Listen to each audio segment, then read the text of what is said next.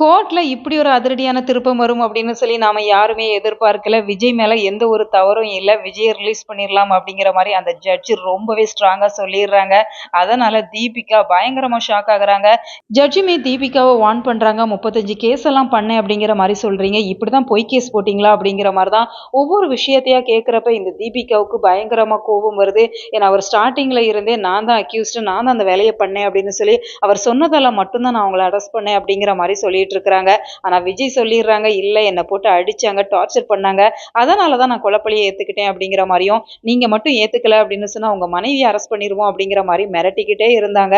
அதனால தான் நான் ஒத்துக்கிட்டேன் அப்படிங்கிற மாரி விஜய் சொல்லிடுறாங்க. இப்ப ஜட்ஜுமே விஜய்க்கு ஆதரவா தீர்ப்பு சொல்லிடுறாங்க. விஜய் மல்லி 2 பேருமே இந்த கேஸ்ல இருந்து ரிலீஸ் பண்ணிடுறாங்க. அடுத்ததா தீபிகாவுக்கு ஆர்டருமே கொடுத்துடுறாங்க. இந்த கேஸுக்கு பின்னாடி என்ன நடந்துச்சு அப்படிங்கிற விஷயங்களையுமே உண்மையான குற்றவாளி யாரு அப்படிங்கிறதையுமே கோர்ட்ல ப்ரொடியூஸ் பண்ணணும் அப்படிங்கிற மாதிரி சொல்லிடுறாங்க. இதெல்லாம் பார்க்க பார்க்க ரொம்பவே ஆனந்தமா இருக்கு. மனசுக்குமே ரொம்ப ரொம்ப நெருடலா இருந்தது அப்படின்னு தான் சொல்லணும். ஏன்னா விஜய் ஒரு வார்த்தை சொல்லுவாங்க, நான் எந்த தவறுமே பண்ணல, என் மனைவியும் எந்த ஒரு தவறும் பண்ணல, அதனால நான் ஏன் பொய் சொன்னேன்னு சொல்லி நான் கில்ட்டியா ஃபீல் பண்ணணும் அப்படிங்கிற மாதிரி தீபிகா கிட்ட சொல்லுவாங்க.